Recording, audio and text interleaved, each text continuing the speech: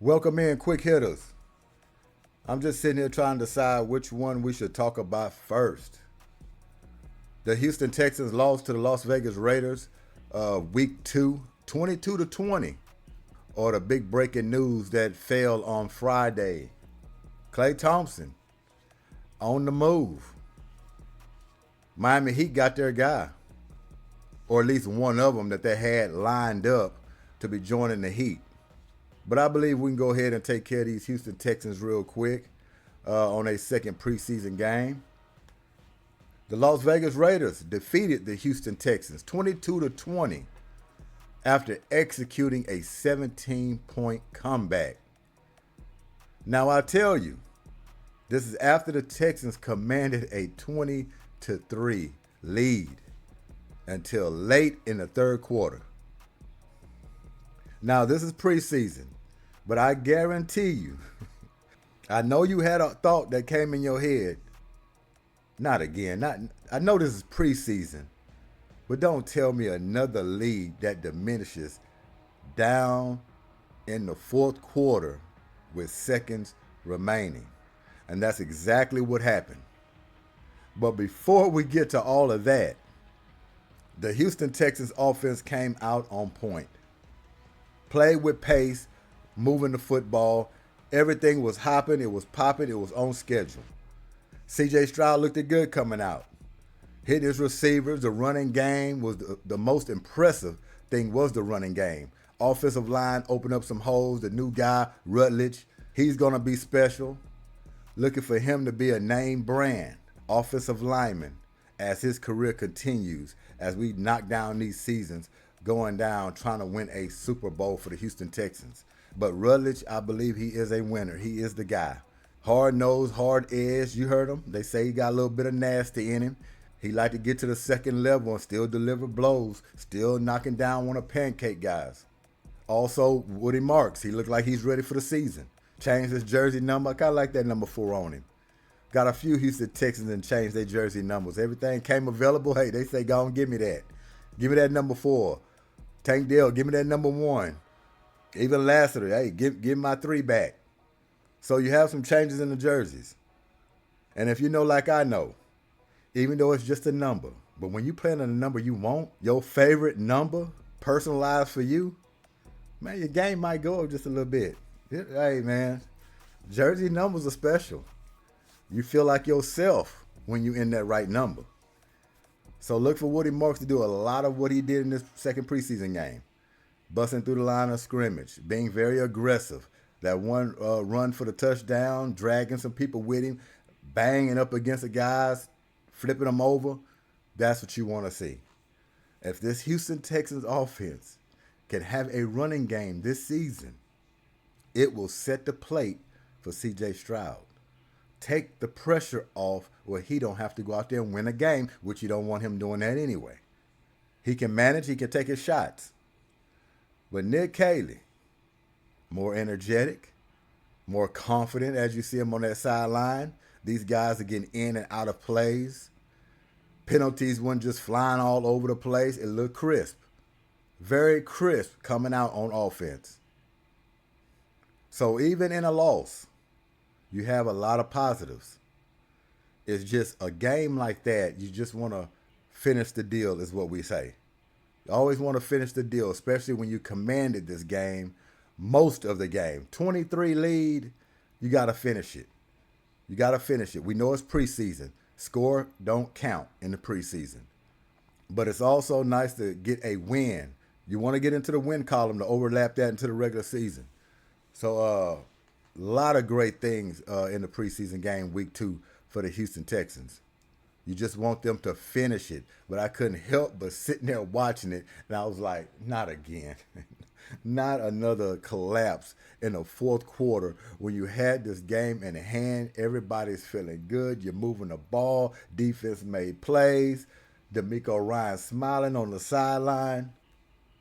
Great interviews on the sideline with C.J. Stroud and the Lone Star truck driver, of course. Full of energy, man. You gotta love that kid. Full of energy. So it's promising. It really is promising for the Houston Texans. They just got to get that filth off of them Just finish ball games. Just finish them. Okay, how you do it, just finish them where your number is higher than theirs when that clock hits 0. That's all Houston Texans fans are looking for. But all in all, man, it was a great showing. We love to see that. We want to see have they improved.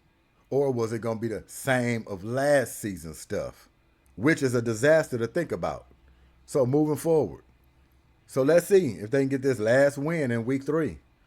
Like I said, don't mean nothing. But, man, it'd be nice just to get one. Play a full 60-minute game, right? No matter starters, whatever. We already talked about that. We just want to finish the ball game. So I was a little disappointed. I like the outcome, seeing some guys produce, show up, who's going to be a focal point of the offense, who's going to be the focal point of the defense, all that good stuff. Everything was great. You just like to get the win. That's all. Just like to get it. What do y'all think about Mr. Klein now? Mr. Klein. Oh, man. This guy, you know what he reminded me of? I know it's early, but he reminded me of a little baby Gronk. Could he be a baby Gronk? That man's feisty. He can move a little bit. Say he's a blocker too. Texas might have found some in his tight end room. Might be a standout. I like him. Yeah, I like Mr. Klein. Let's hear from D'Amico Ryans real quick. This is just the aftermath of week 2. They're preparing for this last game and see what's on his mind. All right, what's up, guys?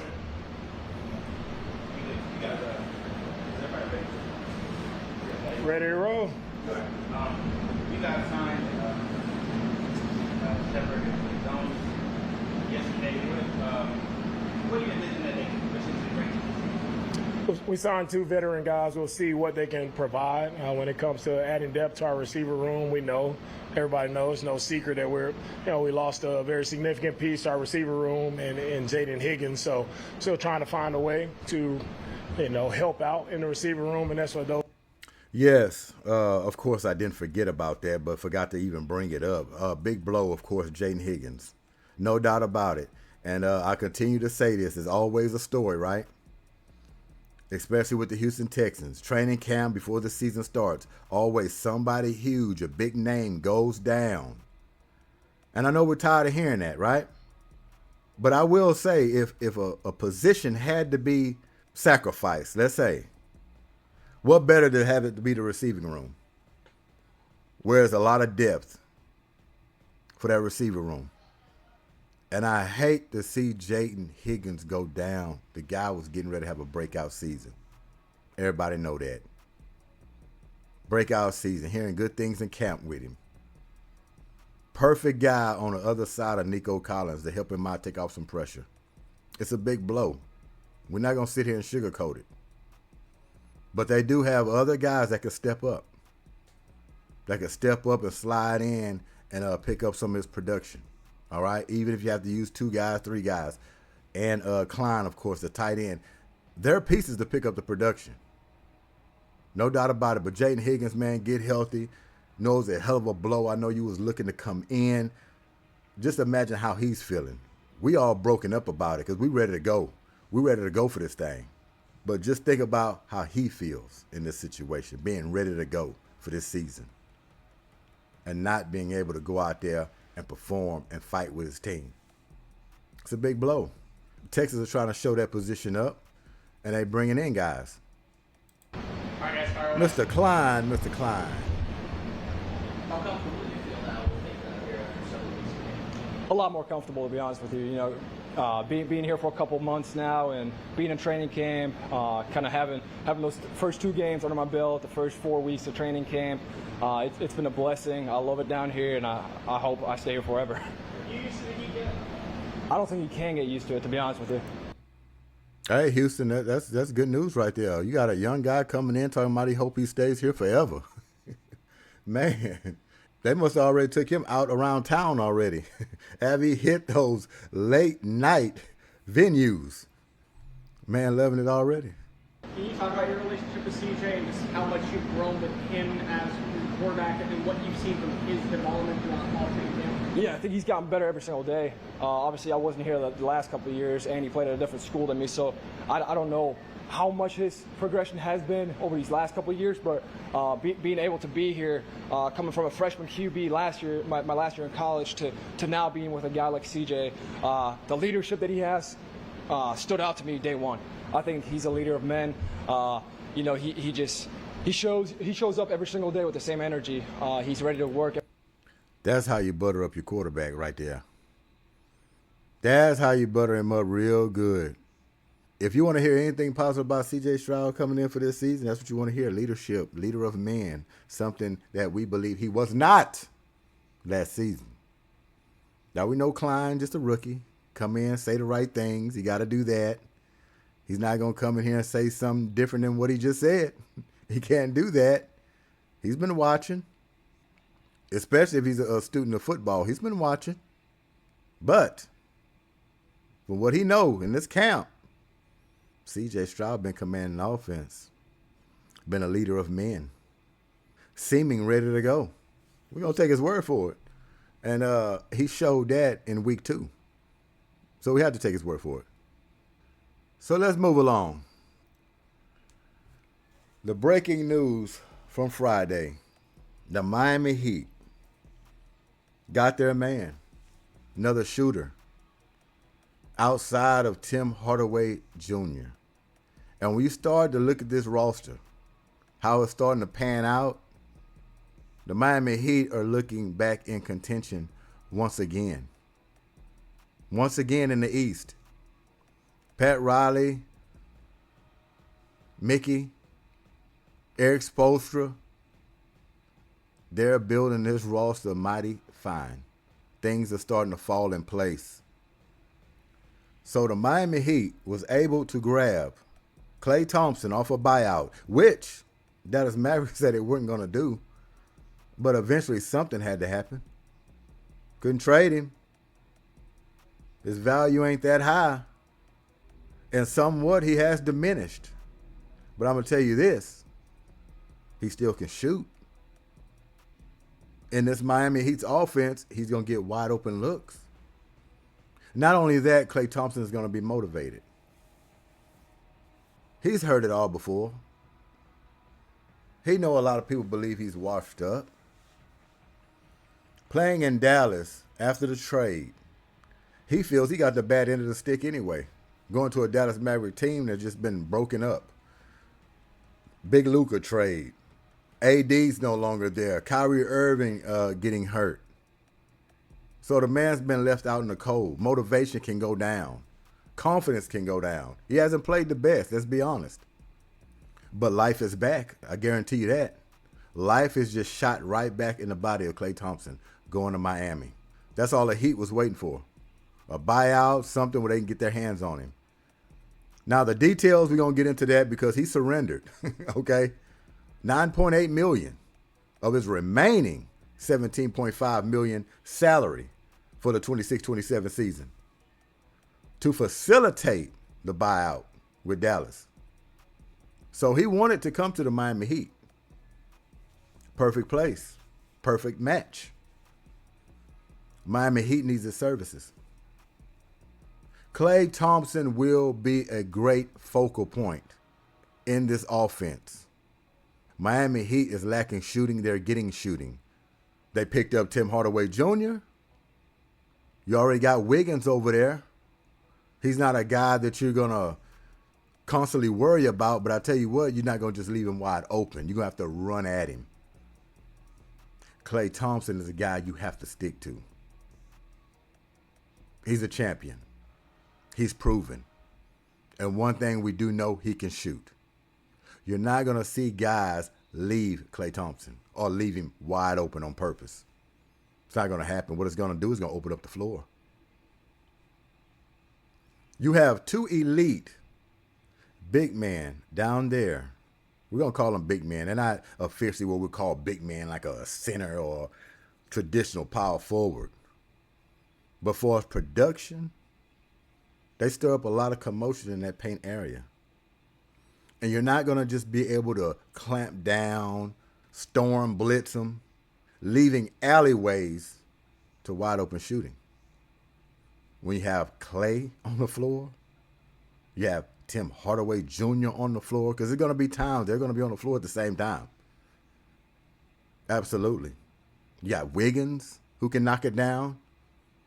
And don't forget about the point guard. He ain't the greatest, but you leave him over, he'll knock it down too. He'll knock it down. Don't forget about Bobby Portis. You start to go down his roster and you calling these guys out. And you're like, man, this could be a winning team. We ain't talking about hosting a trophy or nothing like that, but we're talking about a contending team. Still got young Jovic over there. Didn't have to come off of him. This roster is filling out pretty fine. And this was a match made in heaven for Klay Thompson to join the Miami Heat. He checks all the boxes of what they need. All the boxes. Not the defender he used to be, but he can lock it down. You know, a few sequences, couple of possessions, you know. Can body up some guys, maybe get a steal here or there, or cause up some friction to buy some time for somebody else to get over and help him out. You're not going to just bet a storm and roll over him. Can't do that. Miami Heat's going to be okay. They're okay with depleted rosters. His new deal with the Heat will pay him roughly $6.4 million for the upcoming season and $6.6 million for the optional second season. So Klay, he left money on the table to join the Heat. It's a destination where he wanted to go. He loves sailboating, loved being out there fishing, getting in the breeze. He's in a perfect spot. And he wants to contend for a championship. It checks the boxes. It's a no-brainer. Miami Heat been looking to grab Klay Thompson for a while. And they waited. They had some other suitors.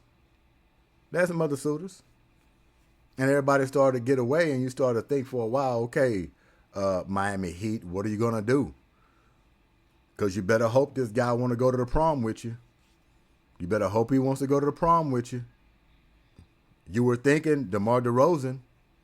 Look where he's at now. He's in Denver. We heard Zach LaVine for one of them. Bradley Beal. Everything started dwindling away slowly. Miami Heat just sat back being patient, and we know who we want. We know we pushing our chips back for. And it finally happened. And luckily it did. Because with this roster the way it is, he's the missing piece. Still hope they're not done. You know? Still hope they're not done. But for the way it's built right now, they can definitely contend. And I love the move. Love the move. The projected starting lineup, you're going to have Davion Mitchell. This is what we're thinking now. We're just going to put it out there. Davion Mitchell, Klay Thompson, Andrew Wiggins, Giannis Antetokounmpo, and Bam Adebayo. That's the projected starting lineup. With some nice pieces coming off that bench. Nice pieces. Bobby Portis. Young guy Jovic. And hopefully he's emerged even more from last season. Hope he finally got it. They're going to need him. They're going to need him. Tim Hardaway Jr. All right? Still some pieces over there, man. Still some pieces. So y'all let me know what y'all think about the buyout with Klay Thompson. Is he a perfect match for the Heat? Is he the missing piece to a championship for the Miami Heat? What do you think about the Houston Texans? That offense that C.J. Stroud led down the field with the offensive line pushing people back, running game strong and stout. Everything was working on all cylinders. The pace was there. In and out of the huddle, play calling. They were energized, and they had no choice after the week 1. But the only problem was not finishing the deal. And we understand the starters had to go sit out. But like we stated before, it has to filter through the whole team. Everybody got to be on the same page. The level has to stay the same. And when you have a 20-3 lead, you have to seal those up. I don't care if it's the preseason. Okay? This stuff can filter over. Some things can filter over. But when you've looked at this and seen this for many decades, you don't even want to see it in the preseason. You want that bad taste out your mouth immediately. We've seen too many of those from the Houston Texans. But overall, I'm still going to give them an A-. All right? But seeing some new guys show up, looking at this offensive line, Clowney, we don't want to forget about him coming out there making some plays. All right? Woody Marks looks like he's ready for the season. And the backups. All right? Everybody's running strong. They're catching the ball. Jayden Higgins. Terrible news. We know that. But I'm going to tell you like this. Jayden Higgins is not going to be the cause of the Houston Texans not winning a Super Bowl. Houston Texans' depth of a next man up mentality will have them winning a Super Bowl. Keep that in mind and don't forget it. This team ain't built on one man's production. They ain't gonna get it done like that. Plug and play mentality. GSQH Goodymo Sports Quick Hits. Klay Thompson at Heat. Texans, hold what you got. We'll be back. We'll be back. All right? Peace.